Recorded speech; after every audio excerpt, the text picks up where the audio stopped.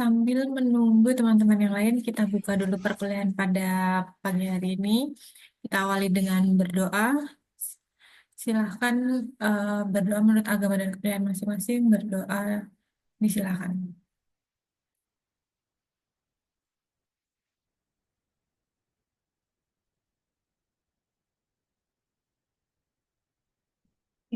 Assalamualaikum warahmatullahi wabarakatuh.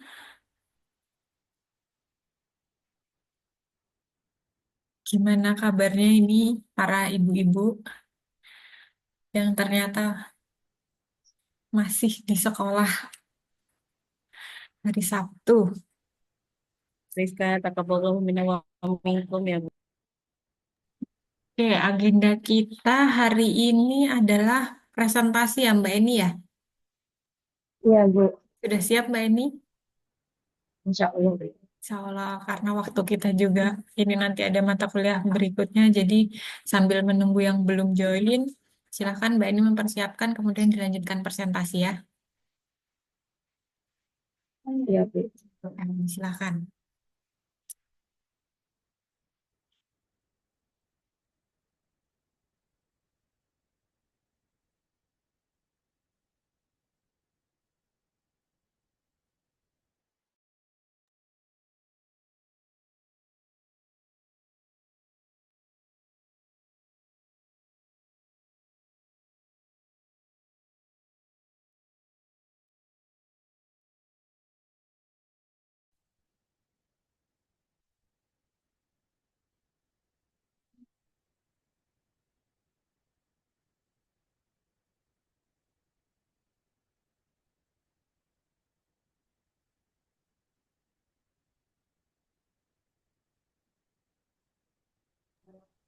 Apakah sudah terlihat?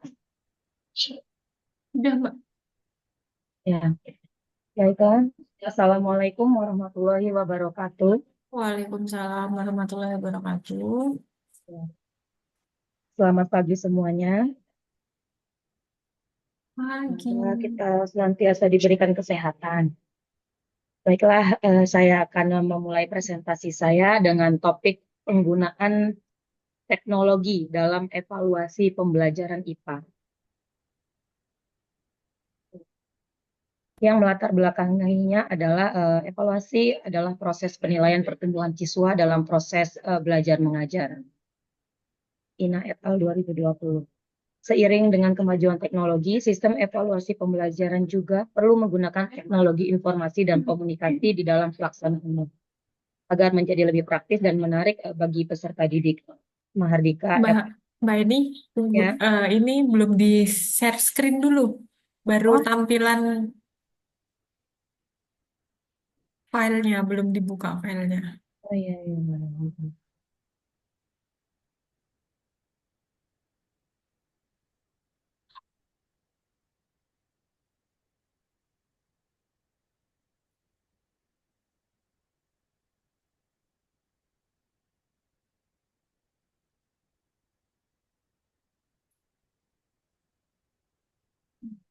Belum nampak. Yang Silakan ini sudah dilanjutkan. nampak? Sudah, Mbak. Silakan dilanjutkan. Ya. Saya ulangi ya, penggunaan teknologi dalam evaluasi pembelajaran IPA. Evaluasi merupakan proses penilaian pertumbuhan siswa dalam proses belajar mengajar. Seiring dengan kemajuan teknologi, sistem evaluasi pembelajaran juga perlu menggunakan teknologi informasi dan komunikasi dalam pelaksanaannya Gas. agar menjadi lebih praktis dan menarik bagi peserta didik. Pemanfaatan teknologi seperti CBT, LMS, dan aplikasi interaktif berbasis web dan mobile dapat meningkatkan keterlibatan siswa dalam proses evaluasi. Berbagai aplikasi dan platform seperti Google Classroom, Zoom Meeting, Lotago, dan Kahoot digunakan untuk menciptakan pengalaman belajar yang interaktif dan menarik. Azhar et al. 2023. Rumusan masalah di sini apa saja bentuk teknologi yang bisa digunakan di dalam evaluasi pembelajaran IPA, lalu bagaimana peran teknologi dan kelebihan serta tantangan di dalam penggunaan teknologi untuk evaluasi pembelajaran IPA. Tujuannya yaitu mengidentifikasi berbagai bentuk teknologi, menjelaskan peran teknologi dalam meningkatkan efektivitas evaluasi, serta menganalisis kelebihan dan tantangan di dalam penggunaannya. Manfaatnya memberi wawasan bagi pendidik, mahasiswa, dan juga peneliti mengenai potensi dan kendala penggunaan teknologi di dalam evaluasi pembelajaran IPA, serta memberi rekomendasi dalam optimalisasi pemanfaatannya. Yang pertama adalah teknologi apa saja yang bisa digunakan. Sebenarnya banyak sekali ya. Ini saya memberikan contohnya ada 5. Yang pertama adalah CBT.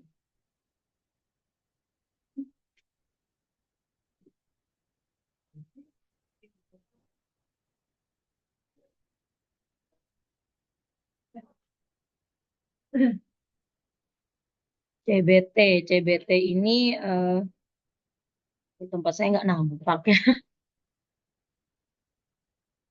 CBT Computer Based Test itu salah satu bentuk e-learning yang merupakan evaluasi dari hasil pembelajaran yang dilakukan menggunakan komputer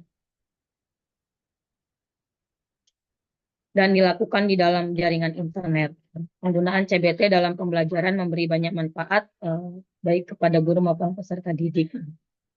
Ya, kemudian yang kedua adalah LMS, Learning Management System. Ini seperti yang kita lakukan sekarang. Nah, di LMS ini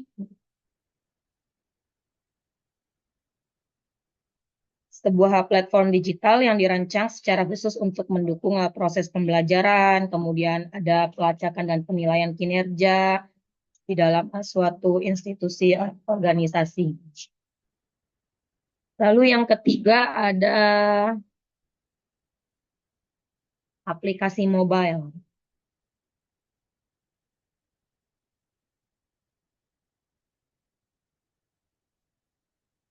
Yang ketiga ada aplikasi mobile, adalah perangkat lunak atau software yang dirancang untuk bisa dijalankan pada perangkat bergerak seperti smartphone, tablet, atau perangkat mobile lainnya.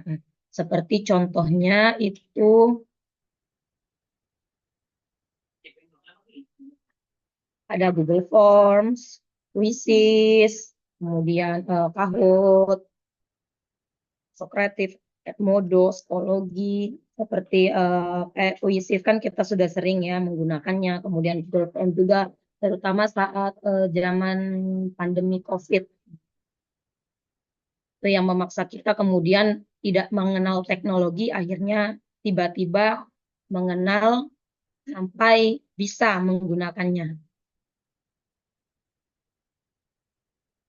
Selanjutnya adalah AR dan VR. AR dan VR.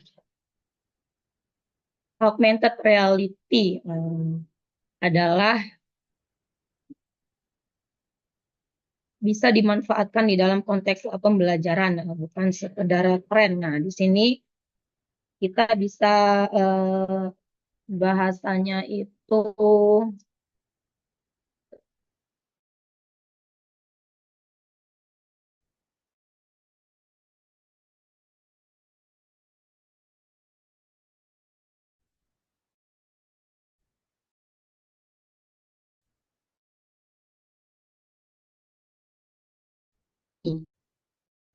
kalau kita mau itu mah bisa ngomong semangat surya, tapi dengan menggunakan AR ataupun VR kita bisa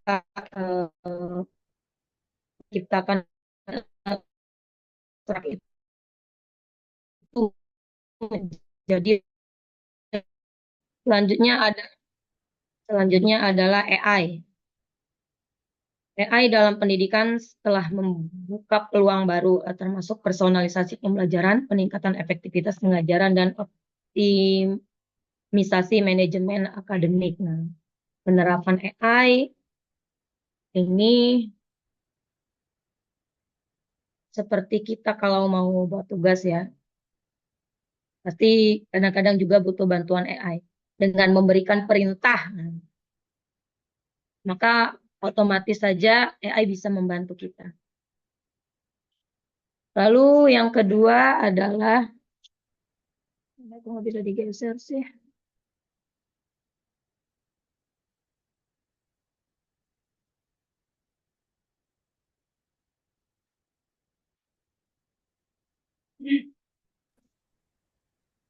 Coba di end slideshow dulu, terus ditampilkan lagi. Kalau dia nggak bisa digeser.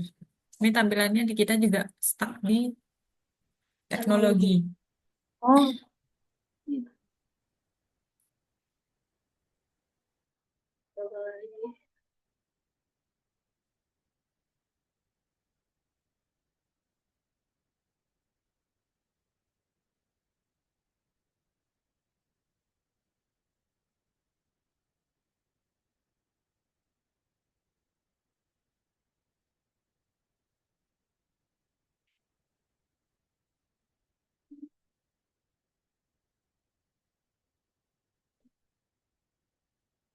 sudah bisa ya geser ya.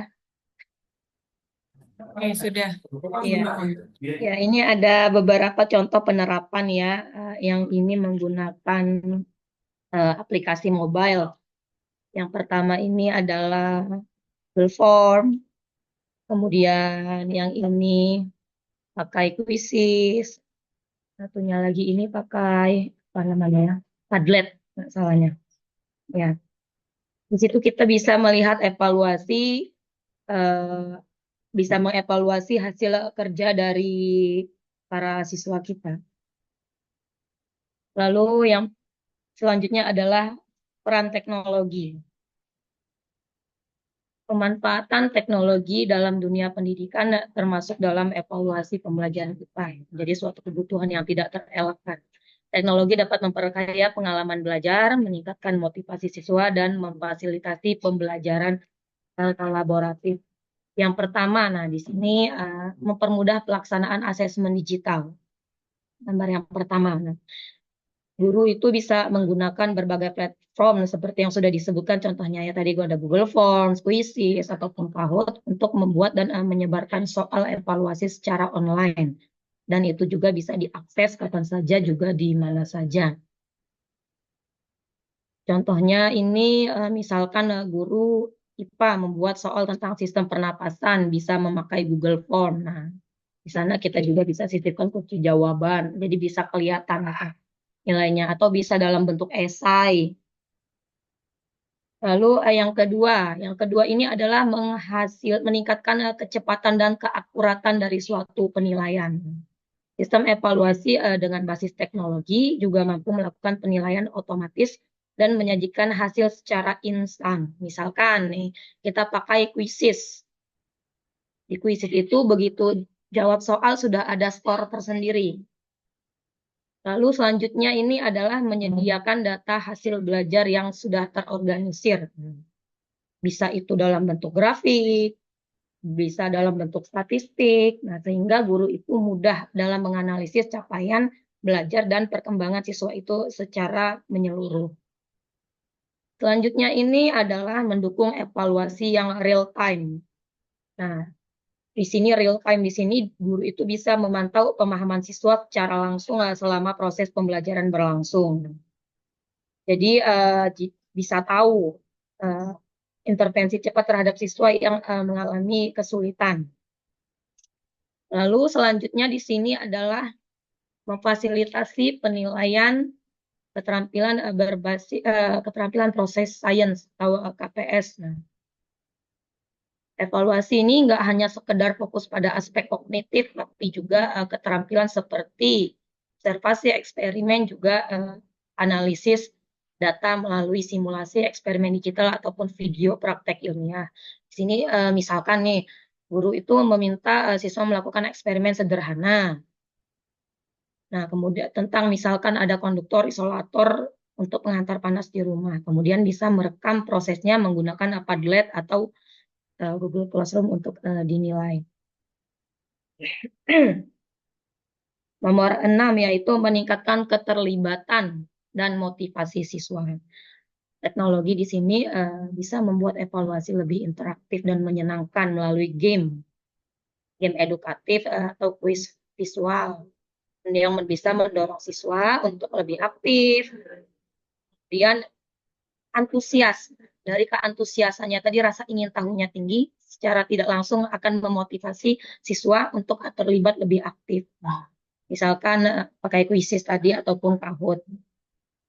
Selanjutnya di sini adalah memungkinkan evaluasi yang lebih autentik dan kontekstual.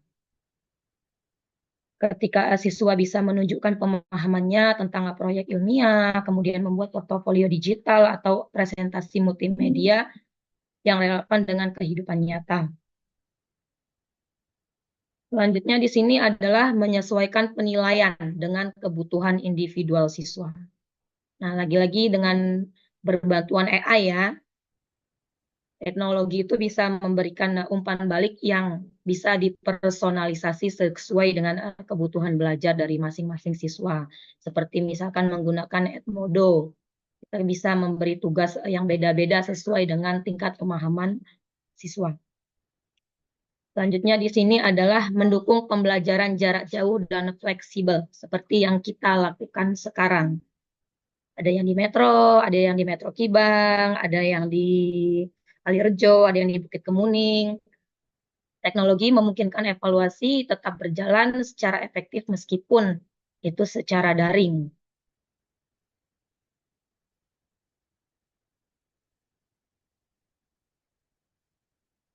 Lalu kelebihan dan tantangan.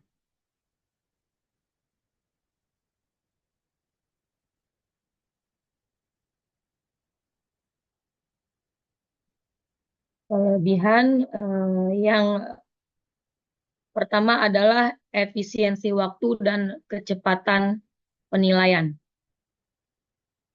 Penggunaan platform digital memungkinkan penilaian otomatis yang dapat dilakukan dengan cepat tanpa membutuhkan banyak waktu. Misalkan kita bisa memakai soal PG, pilihan ganda. Lalu yang kedua, kita bisa memudahkan akses dan fleksibel.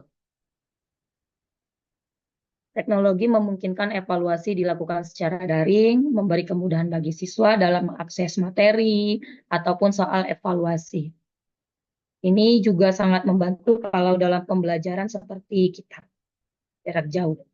Lalu personalisasi penilaian yang nomor 3.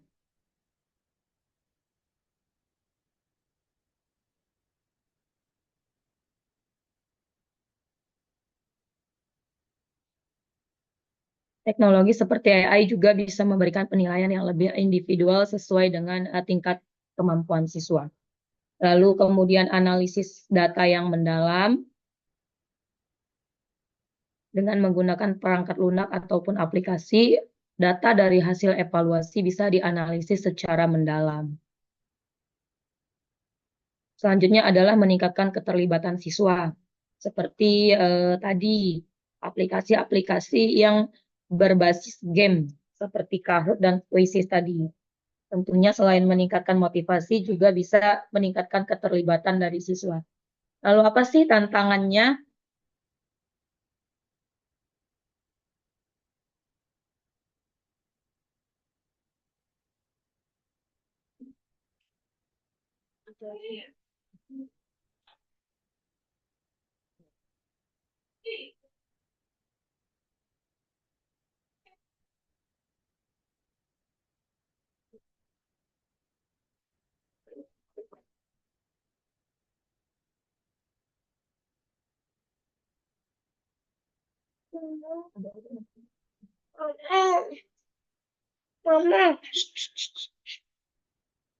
Tantangan. Yang pertama adalah keterbatasan dari akses teknologi. Tidak semua siswa memiliki akses yang sama terhadap perangkat teknologi atau koneksi internet yang stabil, terutama di daerah-daerah tertentu, seperti di tempat saya juga. Ada yang punya HP tapi tidak punya paket, ada yang punya paket tapi sinyalnya juga sulit. Hal ini bisa menyebabkan ketimpangan dalam pelaksanaan evaluasi dan berpotensi menghambat siswa di dalam kesulitan mengakses teknologi.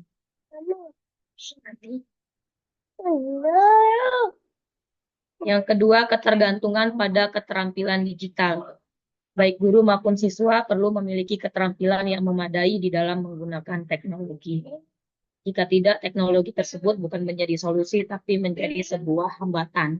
Kita ingin maju, maju di sini adalah menyesuaikan dengan perkembangan zaman, yaitu teknologi. Tapi ketika fasilitasnya kurang, tentunya itu akan menjadi sebuah hambatan.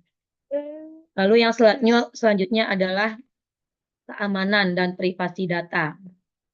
Ini adalah potensi masalah juga terkait hal yang seperti ini, terutama jika platform atau aplikasi yang kita gunakan tidak memenuhi standar proteksi yang cukup. Selanjutnya adalah kurangnya penilaian keterampilan praktek. Nah, dengan adanya yang tadi, augmented reality dan virtual reality, jadi kita harus seimbang juga dalam penggunaannya. Karena kalau tidak seimbang, akibatnya yaitu penilaian keterampilan praktik juga akan tidak seimbang. Sehingga meskipun teknologi itu dapat mengevaluasi pemahaman teoritis dengan sangat baik, namun ketika keterampilan praktek sains seperti eksperimen ataupun observasi langsung tidak dilaksanakan, maka penilaian dengan penilaian tidak terlaksana secara menyeluruh dan seimbang. Dan terakhir adalah keterbatasan dalam menilai pemahaman mendalam. Teknologi seringkali lebih efektif dalam menilai pemahaman permukaan atau konsep-konsep dasar. Tapi untuk mendalam atau yang berkaitan dengan keterampilan berpikir kritis, teknologi mungkin masih membutuhkan inovasi lebih lanjut. Jadi kita juga perlu keseimbangan antara dunia nyata dengan dunia maya. Dulu. Sabar. Baik, sekian dari saya. Bagi kepada Ibu dosen dan teman-teman yang ingin menanggapi ataupun memberi masukan ataupun memberi kritikan, saya persilakan dan mohon maaf ini ada sedikit problem di samping saya. Demikian saya akhiri. Wassalamualaikum warahmatullahi wabarakatuh. Waalaikumsalam warahmatullahi wabarakatuh. Baik, terima kasih Mbak Eni. Nggak apa-apa, adanya juga pengen ikut kuliah. Nanti semoga nular sampai magister ya, bisa sampai doktoral nanti ya. Oke, saya persilahkan. Oh, ini sudah Mbak Endang, sudah mengangkat tangan, sudah raise hand. Silahkan Mbak Endang. Oke, terima kasih Bu Eni. Ini kan tadi membahas tentang penggunaan teknologi dalam evaluasi. Nah, yang ingin saya tanyakan itu, apakah penggunaan teknologi itu dapat menggantikan peran guru? Terus, apakah evaluasi berbasis teknologi ini dapat menilai keterampilan berpikir tingkat tinggi atau hostnya? Itu sih Mbak Eni. Terima kasih.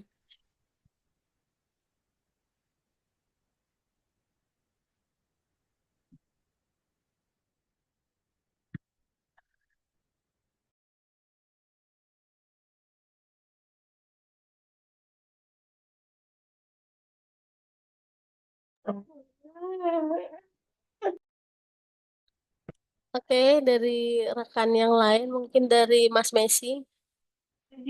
Baik, tadi Jadi dulu kita pertanyaannya lihat, coba Mas Messi mau ngasih pertanyaan kah? Oh belum, oke aja katanya.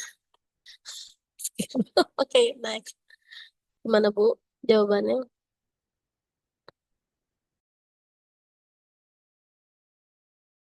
Sama. bisa Suaranya diulang, belum. bisa diulang pertanyaannya. Apakah penggunaan teknologi dapat menggantikan peran guru? Dan apakah dengan penggunaan teknologi itu bisa melatihkan berpikir kritis gitu ya? Kurang lebih seperti itu ya. Baik, saya akan mencoba menjawabnya. Teknologi itu disebut bisa menggantikan peran guru, disebut bisa, tapi sebaiknya peran guru tetap Jangan. menjadi prioritas. Iya, nomor satu tetap peran guru itu adalah sangat penting, sangat perlu. Teknologi menggantikan peran guru itu hanya untuk sementara. bukan menggantikan sih, lebih ke membantu dalam pelaksanaan peran guru tersebut. Misalkan nih kita guru nih, kita memerlukan kayak seperti tadi, kita mau praktikum tapi alatnya nggak punya.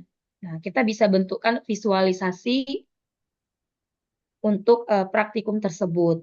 Nah, jadi dia itu bukan menggantikan peran guru, tapi membantu untuk menjalankan peran guru. Kemudian pertanyaan kedua tadi, bisakah teknologi itu untuk apa tadi? Meningkatkan Oh, berpikir meningkatkan kritis. berpikir kritis, tentu sangat bisa. Tergantung pemilihannya. Nah, di sini kita sebagai guru yang mau pinter-pinter juga milihnya. Soalnya kalau misalkan ada soal tuh antara yang pemahaman dasar ataupun pemahaman yang bisa meningkatkan berpikir kritis itu sendiri. Kemudian kalau misalkan teknologi yang bisa meningkatkan kemampuan berpikir kritis, jawabannya itu ya.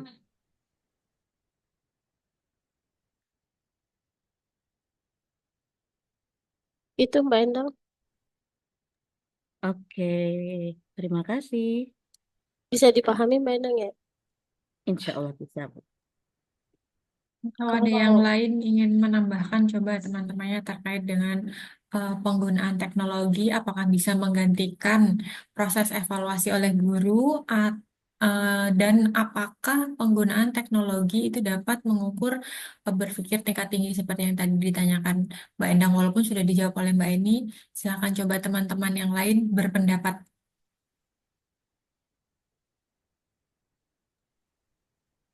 Mbak Ani, oke silakan Mbak Ani. Suaranya nggak kedengeran Mbak Ani. masih di Pakai dua device.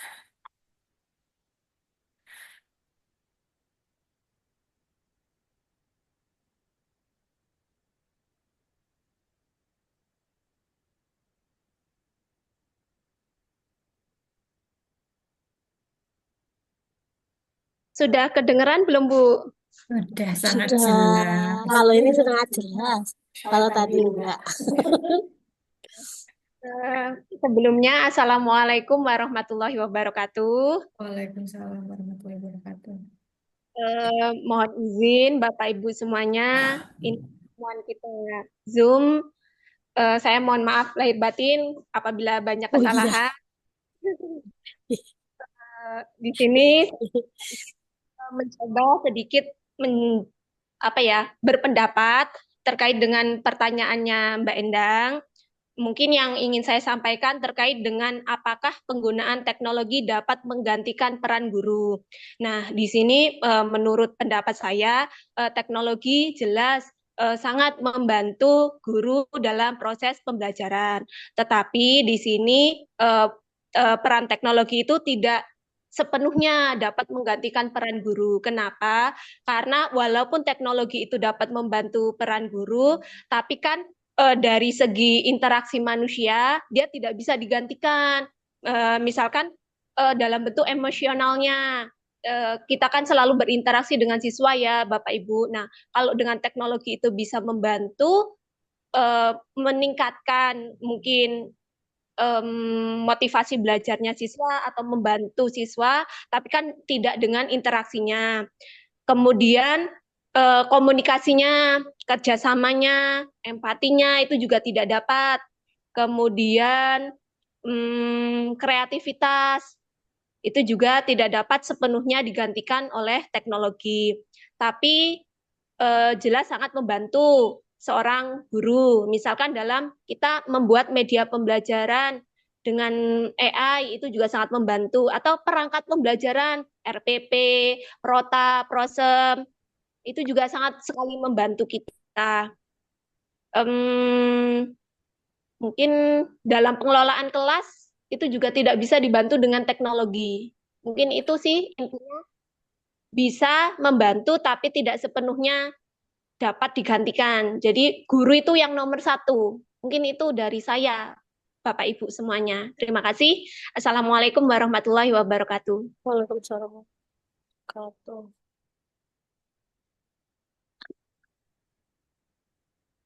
Baik, terima kasih Mbak ini atas tanggapannya. Seperti yang tadi sudah disampaikan oleh Mbak Ani dan Mbak Eni, bahwa ya betul, namanya secanggih apapun teknologi, tetap peran guru harus ada. Karena fungsinya untuk memberikan arahan gitu kepada peserta didik, kemudian supaya tidak terjadi miskonsepsi gitu ya, sehingga perlu diarahkan secanggih apapun teknologi, tetap peran guru diperlukan untuk eh, sebagai pengarah.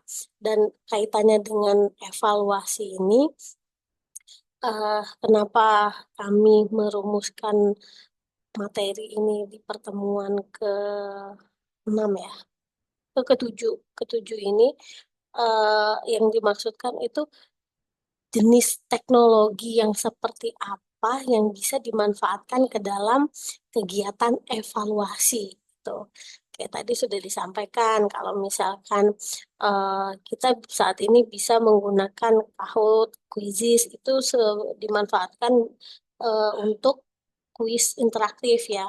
Artinya eh, meskipun jarak memisahkan gitu kan, tapi penggunaan atau pelaksanaan dari evaluasi itu tetap bisa dilakukan melalui fitur tersebut. Beda dengan dulu yang oh harus harus sama-sama di kelas gitu ya.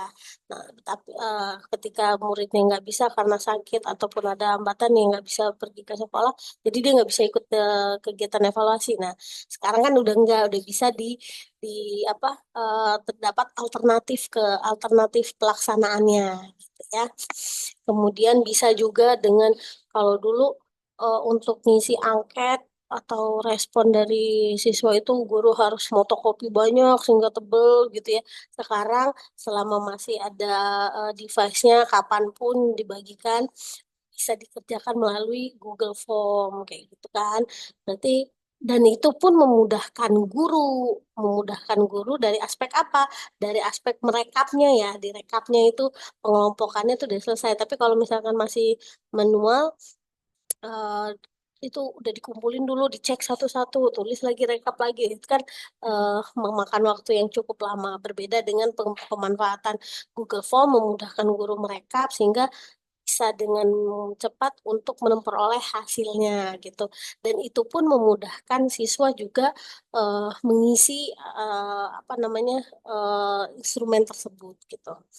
Kemudian tadi pakai Google Classroom juga ya, LMS. Nah, terkadang penggunaan LMS di dalamnya sudah include ada kegiatan evaluasi, mau itu kuis atau ketika peserta didik mengunggah tugasnya langsung bisa dinilai. Contohnya kayak kita ada di Spada gitu kan. Di Spada kan Bapak Ibu yang mengunggah tugasnya, kami memberikan respon skornya gitu kan. Seperti itu. Mungkin ada tambahan kalau tadi penggunaan AI apa VR sama AR itu kalau aspek evaluasinya tetap butuh aplikasi yang lain ya. Maksudnya itu mungkin sebagai apa tools untuk membuat animasinya gitu ya supaya terlihat ternyata, tapi apa terlihat seperti kita ada di situ, tetapi untuk pelaksanaan kegiatan evaluasinya kayaknya eh, belum belum terfasilitasi dengan baik kalau melalui itu ya. Nah, sekedar tambahan tadi di Spada sudah saya tambahkan link untuk eh, akses web yang bisa digunakan sebagai e-portofolio. Karena tadi belum ada ya tambahannya untuk apa pemanfaatan evaluasi dalam kaitannya unggah e-portofolionya. Jadi bisa menilai atau mengevaluasi dokumentasi secara multiformat. Itu pakai Sisal. Kemudian tadi satu lagi apa yang saya tambahin ya? Oh, Sokratif. Tadi ada Sokratif, itu untuk asesmen formatif. Jadi analisisnya real time juga. Itu seperti ya langsung langsung ke rekap. Ya. Kalau Google tampilannya juga jauh lebih menarik Sokratif. Mungkin nanti Bapak Ibu bisa mengekspor dan bisa diterapkan di kelas Bapak Ibu. Gitu ya. Mungkin ada yang lain yang ingin ditanyakan Bapak Ibu. Ini Mas Messi-nya nggak capek tah? Lehernya tengleng terus gitu. Terus. Belum menampakkan wujudnya ya. Mm-mm. Jangan-jangan Mas Akbar ini nggak ada di tempat ini. Coba open kamera dulu Mas Akbar. Iya nih.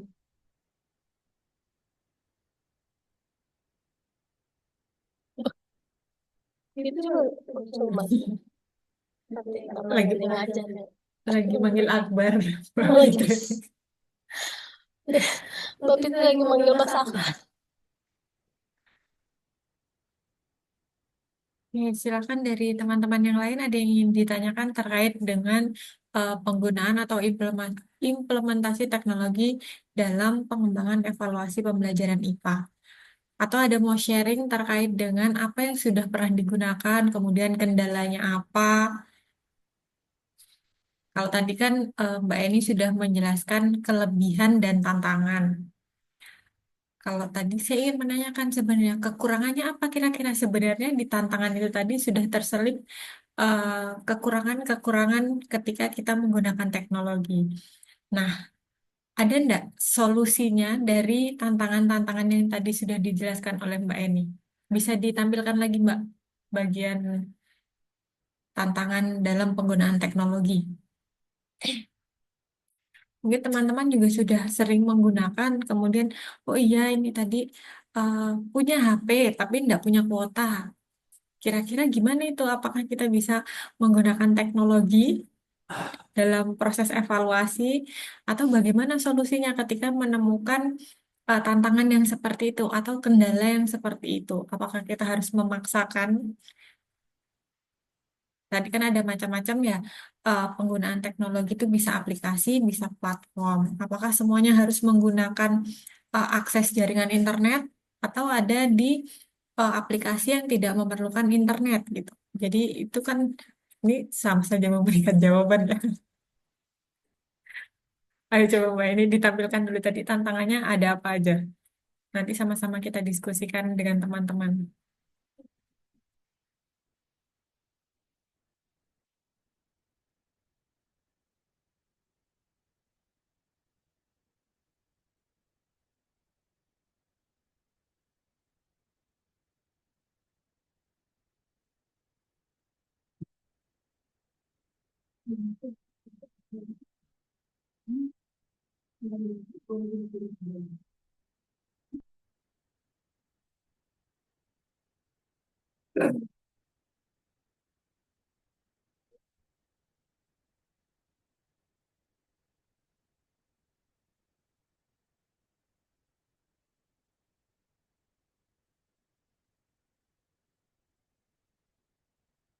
Kelebihan dan tantangannya bentuknya simbol-simbol ini berarti Mbak Eni harus menyebutkan lagi ya. Apa nih lima simbol ini tadi apa aja ya Mbak Eni ya? Oh ada ini, ada makalahnya. Yang pertama, keterbatasan dari akses teknologi. Keterbatasan akses teknologi. Definisinya seperti apa Mbak Eni? Ya, ya seperti yang saya jelaskan. Koneksi internet tadi ya. Ya, itu juga pemerataan kan nggak selalu sama antara di kota dengan di desa, di kota dengan yang di daerah gunung-gunung. Itu kan beda juga. Nah, yang disebut akses teknologinya. Kemudian antara itu yang paling sederhana aja antara di kota dengan di desa kalau di tempat saya. Di kota kan semua siswa hampir semuanya memiliki HP. Belum tentu yang di desa. Itu juga menjadi terbatas kan. Lalu Iya. ya Terus, yang kedua itu ketergantungan pada keterampilan digital. Nah, Di sini kan mau tidak mau guru itu harus punya keterampilan digital. Nah, mungkin tadi itu jadi tantangan ya. Bisa kita solusinya adalah misal memberikan pelatihan seperti itu. Ih, dia ini ganggu terus. Mau duduk sini. Nggak usah di sana aja. Mau di luar aja nonton. Ya, nggak di luar aja. Oke, itu termasuk tantangan dalam kuliah tadi ya. Langsung kontekstual. Itu Oke. tadi tantangan juga. Nah, makanya sekarang ini kalau di sekolah-sekolah itu ada IHT, in-house training. Jadi mengundang pakar dari luar untuk memberikan pelatihan ataupun apa sih namanya workshop bagaimana menggunakan teknologi. Oke, tantangan Nah, jadi kedua terjawab. ya, sebelum siswa itu menguasai, guru harus lebih tahu, harus lebih menguasai. Yang selanjutnya itu tantangan selanjutnya adalah keamanan dan privasi data. Ya, ini bukan hanya kita ya, ini secara menyeluruh tentang keamanan sama privasi data.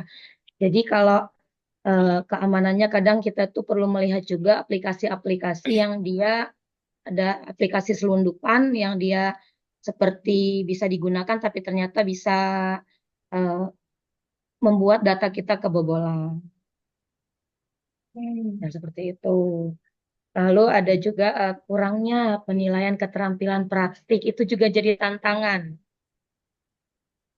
Ini tadi berkaitan dengan AR dan VR tadi ya. Ya, Dan seperti yang Ibu sebutkan tadi, memang evaluasinya di situ memerlukan aplikasi yang lain. Tapi karena sudah kadung dibahas, kita bahas sekalian. Oke. Itu kan tantangan. Jadi kalau kita bergantung sama yang seperti itu, tentunya keterampilan praktik kita secara nyata menjadi berkurang. Nah, di situ peran guru tadi tetap nomor satu, bisa menyeimbangkan antara dunia maya dengan dunia nyata tadi. Jadi penggunaan VR dan AR ini menjadi contoh baik atau menjadi tantangan, Mbak Eni? Kalau tadi kan Dua-dua salah satu contoh baik. implementasinya kan ya, penggunaan Ya, teknologi dalam evaluasi tadi menggunakan VR dan AR. Nah, ketika ini menjadi tantangan, jadi apakah itu akan dijadikan contoh baik atau tidak perlu digunakan? oh harus. Kita Oh, kan harus. menyesuaikan perkembangan zaman. Masa ya zaman Mm-mm. terus maju, kitanya mundur atau stagnan di tempat. Mau tidak mau kita juga harus bisa, harus apa sih namanya itu ya ikut serta menggunakan yang tadi teknologi tadi. Itu bisa kita gunakan untuk, nah misalkan tadi ada praktikum itu yang kita sudah ada yang kita tidak ada. Misalkan nih kayak tentang atom, itu kan kita nggak mungkin mau menjelaskan atom itu atom yang bagaimana Biasanya atau kan hanya praktikum. melalui gambar-gambar Mm-mm. ya. Ketika Ya, menggunakan VR dan AR akan lebih nampak real atau ya. nyatanya, jadi lebih mudah menjelaskan. Hmm. Oke, terus Jadi siswanya nggak ngawang-ngawang aja apa iya Bu melihat atau surya taunya lihat bulan aja kalau malam lihat bintang-bintang berkelap-kelip tapi nggak tahu ternyata di tata surya itu ada berapa ada planet ada galaksi ada asteroid yang seperti itu tapi dengan adanya tadi ARPR tadi kan bisa konsep yang cuma dipelajari di buku bisa kita tayangkan dan bisa menambah pemahaman siswa. oke, oke, itu berarti perannya VR dan AR ini sebagai media pembelajaran ya. Iya, Kalau peran membantu. kalau perannya sebagai evaluasi pembelajaran bisa nggak? Sebagai evaluasi. Bentar sih. Bisa nggak? Bisa. Bisa sih kalau misalkan tuh kita kan menayangkan, nah kemudian siswa bisa seperti menjelaskan kembali kan itu bisa bentuk evaluasi juga. Oh, menjelaskan kembali, menonton video.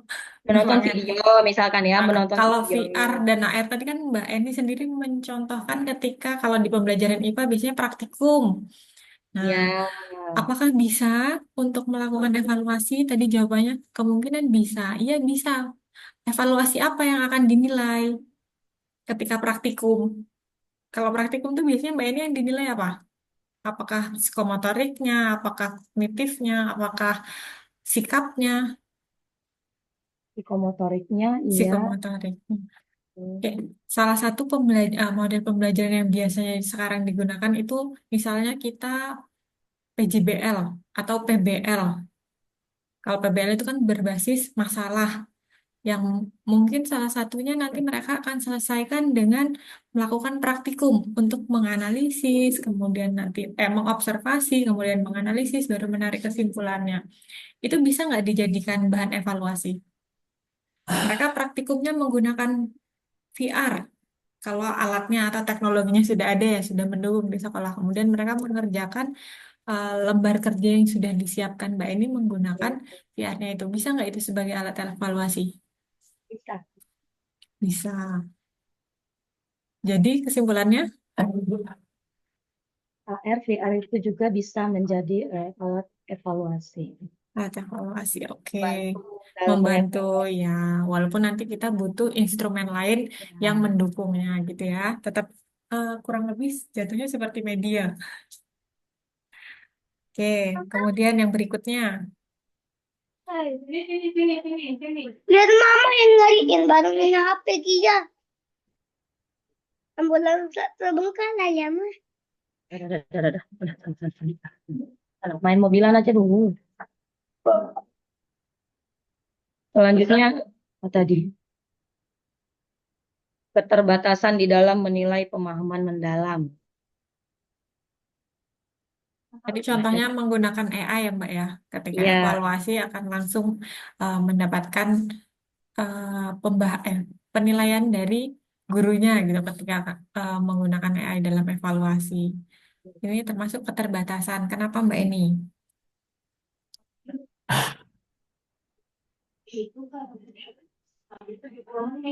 apa ya tadi? Aduh, jadi hilang semua deh.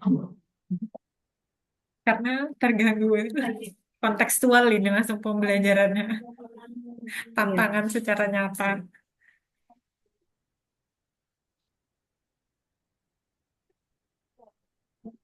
Kayak mana tadi ya, Bu? Ya lupa, Bu. Penggunaan yang keterbatasan dalam menilai Oh, ya. pemahaman yang mendalam. Keterbatasan dalam menilai pemahaman mendalam. Ya, di sini teknologi seringkali lebih efektif dalam menilai pemahaman permukaan seperti penguasaan konsep dasar nih. Misalkan ini kita tuh anak kita kasih tugas membuat kayak makalah gitu ya. Kalau anak SMP kan udah bisa ya buat makalah ataupun laporan praktikum seperti itu. Nah, di situ kita bisa minta bantu sama AI. Bisa kita apa sih namanya itu scan, kemudian kita masukkan ke AI untuk bisa ngoreksi sendiri kurangnya di mana. Nah, tapi sebenarnya di situ kita tidak bisa juga mengoreksi pemahaman mereka secara mendalam itu seperti langsung masuk ke kelas, langsung berinteraksi dengan siswa, seperti tanya jawab yang seperti itu, Bu. Kalau teman-teman bisa membantu. Oh, minta bantuan teman-teman boleh. Silakan Iya, teman-teman ada yang ingin menambahkan terkait jawaban Mbak Eni. karena tadi sudah banyak tiba-tiba menghilang di kepala saya. Yang lain coba pengen dengar suaranya tadi sudah ada Mbak Endang, Mbak Ani, Mas Akbar, Firly, Mbak Fitri. Kemana ini?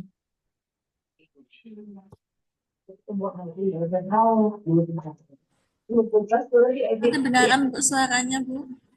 Nggak kedengaran Mbak Firly, coba ditambahkan terkait dengan keterbatasan dalam menilai pemahaman yang mendalam penggunaan AI kalau tadi yang dicontohkan oleh Mbak Eni dalam proses evaluasi pembelajaran. Kalau pendapat Mbak Firly gimana? Kedengaran nggak, Bu, suaranya? Oh, kedengeran. Kedengaran. Ya, tadi yang poin yang E adalah keterbatasan dalam menilai pemahaman mendalam. Di situ kan ada teknologi seringkali lebih efektif dalam menilai pemahaman permukaan, seperti konsep dasar. Ini maksudnya keterbatasannya kalau misalnya teknologi itu hanya sebatas untuk evaluasi yang berbentuk ya kayak gimana ya, kayak peserta didik tuh mengerjakan soal tuh. Tapi misalnya dalam Google Form atau CBT atau yang lainnya, itu kan dia mengerjakan atas dasar ada yang mungkin emang belajar dengan sungguh-sungguh atau ada yang cuman kayak ngeklik-ngeklik aja gitu. Terus kalau misalnya kenapa keterbatasan? Karena kalau misalnya pembelajaran secara langsung peserta didik itu kita bisa tahu bagaimana pendapatnya ketika kita bertemu langsung. Kayak misalnya dalam penilaian formatif gitu sih Bu, insya Allah. Oke, terima kasih Mbak Firly. Ada lagi yang lain? Kalau saya tadi tidak salah mendengar, insya Allah benar berarti ya. Mbak ini tadi sempat mencontohkan ketika eh, umpan baliknya itu menggunakan AI, itu mencontohkannya dalam soal pilihan ganda. Nah, ketika soal pilihan ganda tadi kita sambungkan lagi dengan jawabannya Mbak Firly. Ya, ada yang memang siswa sudah siap dengan eh, pengetahuan yang dia dapat sebelumnya atau dari cap cip cup peruntungan gitu kan. Peruntungan.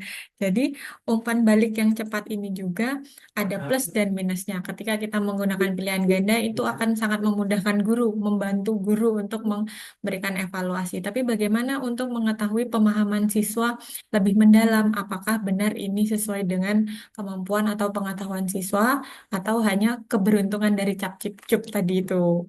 Itu ya. Oke, ini ada lagi Mbak Eni yang ada nggak? Oh, cuma 5 tadi ya? Ya, oke. Ini terkait dengan tantangan, kekurangan, serta solusi yang eh, dilakukan oleh guru ketika menggunakan teknologi dalam evaluasi pembelajaran IPA. Bu Ririn sudah siap? Oh, dikit lagi. Oke. Eh, tadi keunggulannya sudah dijelaskan ya, Mbak Eni? Mana keunggulannya? Efisiensi waktu, oke. Kemudahan akses. Kemudian personalisasi penilaian. Maksudnya gimana nih? Memberikan penilaian yang lebih. Oh, ini tadi yang contohnya kalau menggunakan Edmodo tadi ya. Jadi masing-masing siswa akan diberikan feedback, kemudian akan ada tugas tambahan mungkin nanti untuk lebih lanjutnya bagaimana sampai tingkat mana gitu kan kemampuannya gitu. Ini jadi sebenarnya ada plus dan minusnya untuk guru. Jadi ketika kita memfasilitasi siswa dengan mode pembelajaran seperti ini, misalnya Edmodo, satu siswa sudah selesai, kemudian yang lainnya belum. Kita harus menyiapkan ada untuk remedial dan ada juga untuk pengayakannya. Kemampuannya akan berbeda, kemudian akan tingkat lanjutannya juga akan berbeda. Untuk penyampaian materi berikutnya, siswa memiliki kemampuan atau karakteristik yang berbeda-beda juga. Jadi setiap tahapannya guru harus punya, ibaratnya punya bank soal. Jadi tidak hanya memberikan evaluasi, tapi juga perencanaan dari awal terkait dengan bank soalnya itu juga harus banyak. Jadi ketika nanti sampai pada pertemuan itu atau evaluasi itu eh, tidak bahasa Indonesia apa ya, bahasa Jawanya nggak gelagapan, tidak bukan Nggak panik. kaget ya, Bu. Oh, bukan kaget. Jadi sudah prepare. Jadi kalau misalnya udah pas, oh iya siswanya sudah bisa nih, saya sudah harus meningkatkan atau satu level lagi soal yang harus diberikan atau diselesaikan. Tapi itu sudah ada di bank soal yang kita persiapkan dari awal. Kemudian apa lagi tadi? Analisis data yang mendalam. Ini sama kalau tadi kan sebagai tantangan ya Mbak ini ya, hanya di permukaan. Kemudian ini menjadi kelebihan. Kelebihannya di mana berarti Mbak ini? Bisa tahu kelemahan dan kekuatan siswa itu dari mana? Kalau misalkan soalnya esai gitu, di Soalnya situ kita esai. Terus, kita bisa melihat kan dari jawaban itu kan bisa kelihatan tingkat pemahaman siswanya. Ada yang jawabnya singkat, ada yang Misalkan soalnya eh, apa eh, yang dimaksud dengan proses pernapasan. Ada yang jawabnya cuma menghirup oksigen dan mengeluarkan CO2. Ada yang cuma jawab hidup. Saya pernah memberikan soal yang seperti itu. Bernapas berarti hidup. Ada yang tidak tahu, Bu. Ada yang proses bernapas merupakan proses peristiwa menghirup yang seperti itu, Bu. Jadi di situ kita bisa lihat siswa tadi yang paham, yang bahasanya itu basing-basing, Hmm. kemudian yang sesuai dengan konsep, mungkin seperti itu, Bu. Oke. Tadi kan ketika mengevaluasi menggunakan AI itu umpan baliknya cepat ya. Maka tidak bisa secara mendalam mengetahui bagaimana pemahaman siswa. Kemudian di sini dicontohkan di keunggulannya terkait dengan ketika menggunakan soal esai.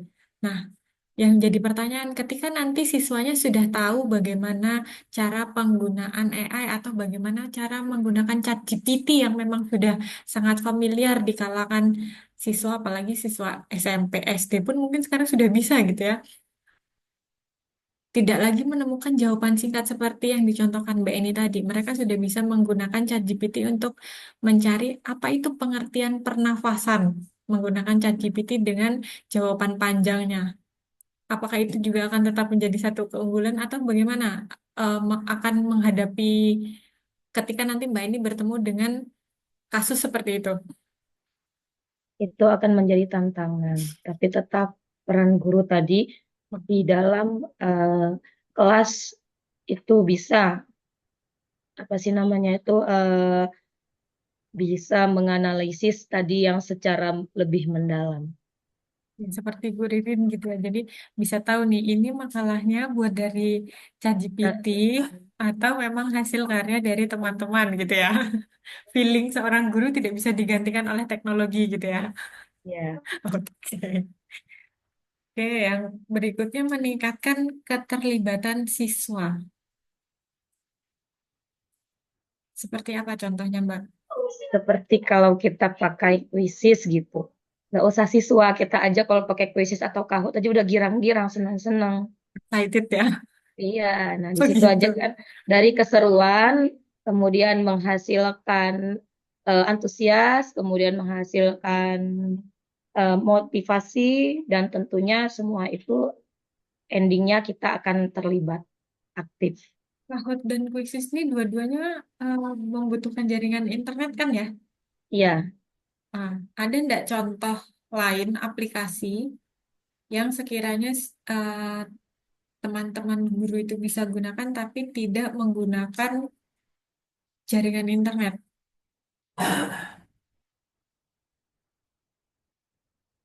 Misal masing-masing HP-nya sudah terinstall atau dari laptop guru sudah terinstall, kemudian mereka bisa menggunakan gitu. Ada nggak? Kalau nggak ada, PR-nya Mbak Eni dan teman-teman untuk membuat.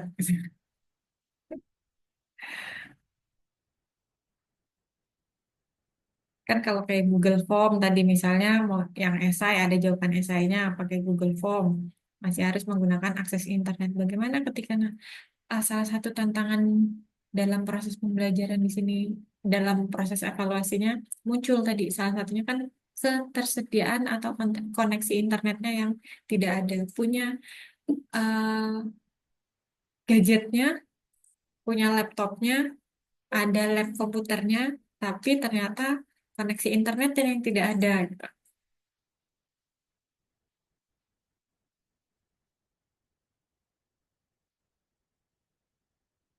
Sebenarnya banyak teman-teman atau adik-adik yang dari S1 itu sudah banyak mengembangkan aplikasi. Biasanya mereka membuat aplikasi yang bisa di-download di Play Store. Kemudian eh, di bagian akhirnya itu ada evaluasi yang kemudian bisa langsung muncul nanti nilainya berapa di akhir. Misalnya pilihan ganda, ada langsung kunci jawabannya bisa didesain seperti itu. Basis aplikasi yang di-download kemudian tidak membutuhkan akses internet. teman-teman juga bisa menggunakannya itu sebenarnya dari mengembangkan dari PowerPoint itu juga bisa dikembangkan evaluasi bentuk seperti itu. Mungkin itu salah satu solusi nanti ketika memang terkendala oleh koneksi internet. Kan bagaimana kita juga tetap harus mengenalkan teknologi dalam proses pembelajaran dan evaluasi, walaupun kita ada beberapa atau banyak tantangan atau kendala dalam prosesnya. Jadi ketika kita sudah punya plan A, maka tetap harus punya plan B dan C sebagai cadangannya. Ketika A tidak berjalan, B atau C nanti yang akan kita jalankan. Seperti itu ya. Oke, ada lagi yang ingin ditanyakan? Kalau tidak ada, kita ke Bu Ririn.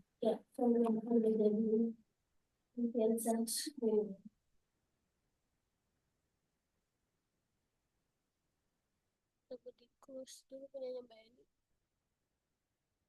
Request. Oh, reload.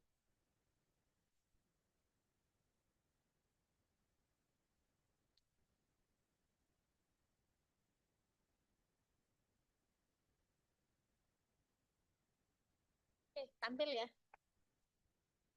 Baik, ini saya coba membuat ringkasan penggunaan teknologi dalam kegiatan evaluasi yang seperti tadi sudah saya sampaikan, yang dimaksud di sini toolsnya bisa langsung digunakan tanpa tambahan ataupun yang lainnya gitu ya. Contohnya kayak tadi sudah disampaikan oleh ini, nama aplikasinya Kahoot, bisa Quizzes, bisa mungkin ada tambahan lagi yang hampir setipe dengan kedua platform ini, ada Bamboozle. Nanti dicoba. Bamboozle itu hampir sama kayak kau, cuman lebih lebih apa ya? Menurut saya pribadi banyak pilihannya dan kita bisa memberikan reaksi yang apa respon jawaban yang diberikan siswa itu bisa lebih bermacam-macam kita pilih gitu. Kemudian ini jenisnya termasuk ke kuis interaktif, berarti kan apa ya, cocok gitu dengan evaluasi gitu. Fitur unggulannya game based learning. Kemudian yang kedua ada Google Form seperti tadi yang disampaikan. Oke ini Ibu, game online apa game on tes online otomatis kerekap tadi gitu, keunggulannya langsung kerekap. Yang tadi pun sebenarnya yang kayak Quizzes Kahoot ini sebenarnya langsung kerekap juga ya, cuman yang lebih unggulnya adalah game based learningnya. Kemudian yang ketiga ada Sokratif, ini tadi jenis evaluasi yang menggunakan masuk ke kelompok ke asesmen formatif, dia analisisnya real time juga. Yang keempat tadi karena ada bahasan apa penggunaan VR dan AR-nya ketika kegiatan praktikum gitu ya. Tapi kan bukan pure VR AR-nya itu single dipakai untuk evaluasi, tetapi harus membutuhkan instrumen yang lain juga gitu. Nah, sedangkan kalau yang kayak penggunaan pet atau Labster adalah kegiatan praktikum virtual gitu kan, bisa kelihatan gitu ya. Itu simulasi untuk eksperimen. Jadi kan bisa digunakan sebagai instrumen apa, atau bukan instrumen, maksudnya tools dalam evaluasi. Kalau yang sifatnya praktik, tapi tetap ya soft skill-nya itu tetap nggak bisa kalau dilakukan secara online. Tetap apa secara langsung itu yang sampai saat ini masih yang lebih baik lah. Ini dua dua hal yang berbeda ya, PET sama Labster ini ya. Kemudian yang tadi ini yang Seesaw merupakan jenis evaluasinya yang e-portfolio, kita mengunggah atau melakukan penilaiannya itu melalui dokumentasi multiformat dengan berbagai macam format. Yang keenam, penggunaan Edpuzzle. Ini kita bisa sebagai media dan bisa sebagai evaluasi. Artinya pemanfaatan Edpuzzle ini ketika kita mau ada video di YouTube. Nah, video di YouTube itu sebuah penjelasan, tetapi kita ingin menambahkan kuis di dalam video tersebut. Nah, itu kita memanfaatkan Edpuzzle ini. Jadi di video dari YouTube itu bisa langsung kita edit dengan menambahkan soal ataupun apa sekedar pertanyaannya. Dengan demikian kesimpulannya apa? Nah, itu bisa kita tambahkan atau edit lah di video itu.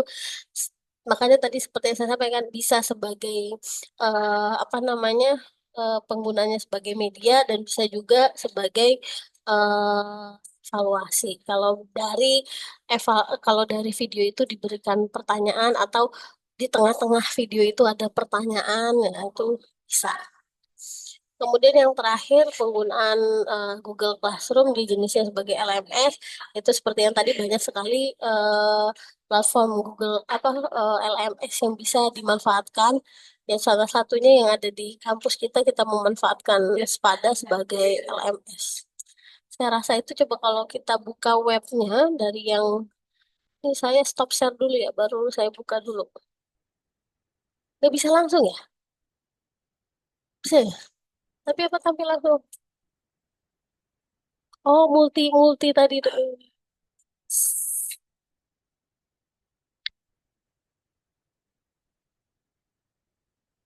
Aduh, tuh ya kan. Ah, mm, mm, mm.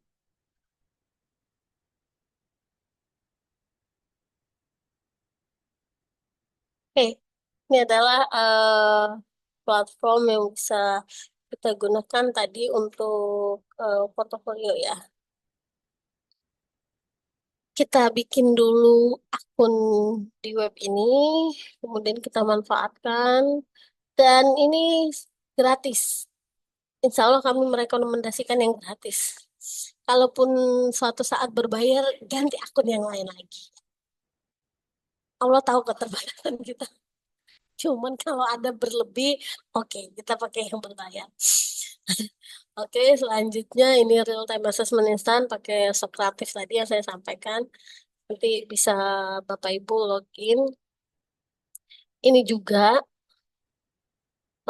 penggunaan dari Margedu Join Thousand bisa juga. Ini yang tadi disampaikan oleh Bu Eni penggunaan VR sama VR itu eh, kalau tidak ditambah dengan tools yang lain ya perannya sebagai media gitu. Tapi kalau misalkan ada satu instruksi silakan hidupkan HP, kemudian scan ini amati bagian-bagian yang ada pada yang kalian lihat gitu.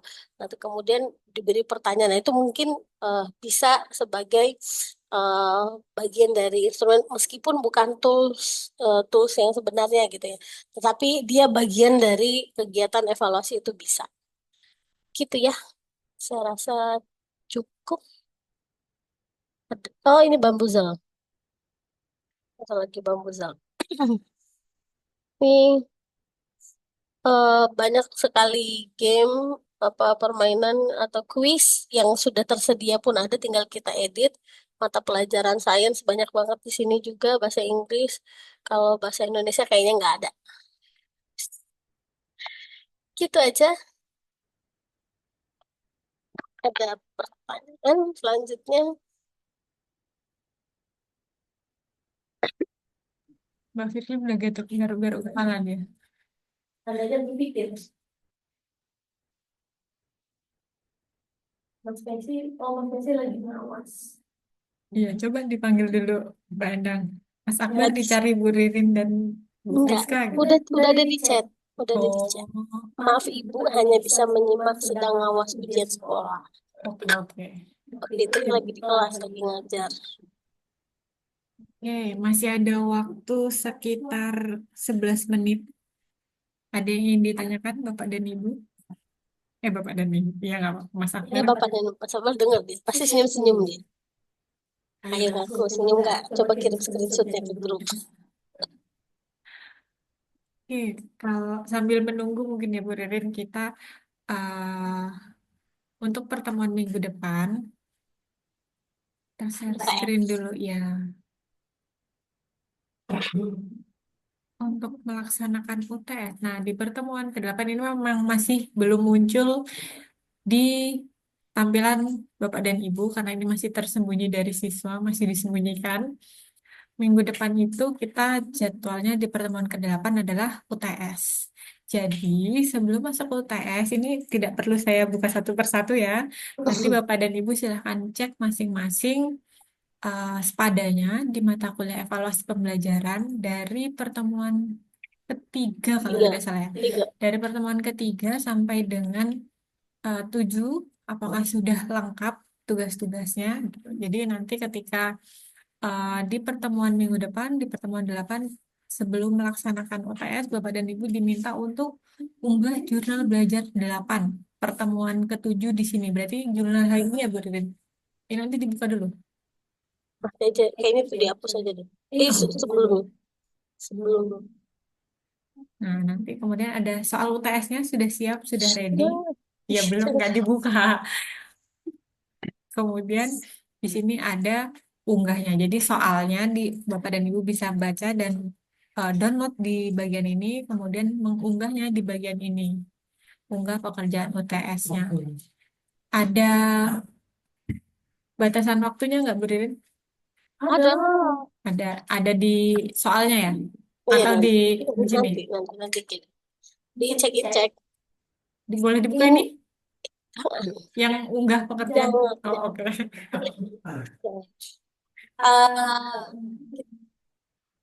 Nanti kami diskusikan dulu.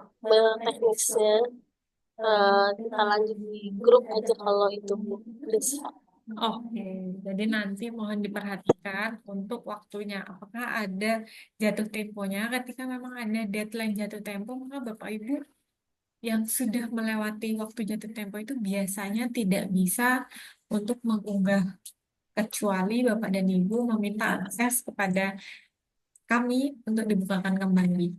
Tapi kalau tidak ada jatuh temponya, tapi kami beri batasan waktu pengumpulan, nanti ada keterangan keterlambatan berapa jam atau berapa menit pengumpulannya daripada deadline. Tapi harapan kami sebelum deadline itu nanti ditentukan, jadi Bapak dan Ibu sudah langsung mengerjakan. Karena di minggu pekan depan itu kan semua mata kuliah rata-rata UTS, ya kan? Jadi mohon untuk diperhatikan, dilihat lagi semua tugas-tugasnya, bukan hanya mata kuliah ini, tapi mata kuliah yang lain juga. Seperti itu ya. Oke, sampai sini ada yang ingin ditanyakan Bapak dan Ibu? Ada Bu Rin? Sudah, saya rasa cukup. Dia prepare untuk UTS. Dan Bapak Ibu, berarti setelah UTS pertemuan 9. Oh iya, pertemuan 9. Kita Kira-kira luring. pertemuan 9 bisa luring? Pak Arif, tolong dikondisikan dengan tim. Tanggal berapa berarti? Pak, Tanggal 11, 11, 10, 11. 9, 10, 11 hari Ahad. oh, berarti Pak Arif masih sendiri ya? Pak Nyoto, Pak Rektor kan berangkat haji tanggal 9. Oke, jadi Bu Eni udah mau bimbingan. Tanggal 9 Bapak pergi berangkat haji, jadi mohon didoakan juga supaya lancar gitu ya. Jadi teman-teman juga dipersiapkan kita di pekan kedua ya, pekan kedua April atau di pertemuan ke-9 nanti kita secara luring. Jadi nanti mohon diingatkan lagi walaupun Pak Arif ada di sini, nanti ketika minggu depan diingatkan Pak di tanggal 10 11 9, 10. Oh iya deh. 9, 10. 9, 10 kita pertemuan secara luring. Kalaupun Pak Nyoto tidak bisa, timnya insya Allah ready. Gitu ya teman-teman ya, Bapak dan Ibu. Oke, karena waktunya juga sudah mepet dan tidak ada yang bertanya lagi, harapannya materi kita penggunaan teknologi dalam evaluasi pembelajaran IPA hari ini bisa memberikan banyak masukan, banyak manfaat, dan banyak yang bisa dipelajari. Eh, Selamat menjalankan UTS di minggu depan, karena kita mungkin tidak bertatap maya, nanti semuanya rata-rata mungkin UTS-nya di Sepada. Gitu kan. Jadi selamat menjalankan UTS, dipersiapkan dari sekarang. Kita tutup perkuliahan kita hari ini dengan mengucapkan lafaz hamdalah. Alhamdulillah. Kurang dan lebihnya saya serta Bu Ririn minta maaf. Eh, Sampai bertemu di 2 minggu lagi secara tatap langsung. Luring, Oh ya, luring, luring. luring secara luring. Ya, saya akhiri wabillahi taufiq wal hidayah. Wassalamualaikum warahmatullahi wabarakatuh. Waalaikumsalam warahmatullahi Waalaikumsalam wabarakatuh. warahmatullahi wabarakatuh. Terima Terima Terima kasih kasih kasih, Bu Bu. Ririn. Sama-sama. Mbak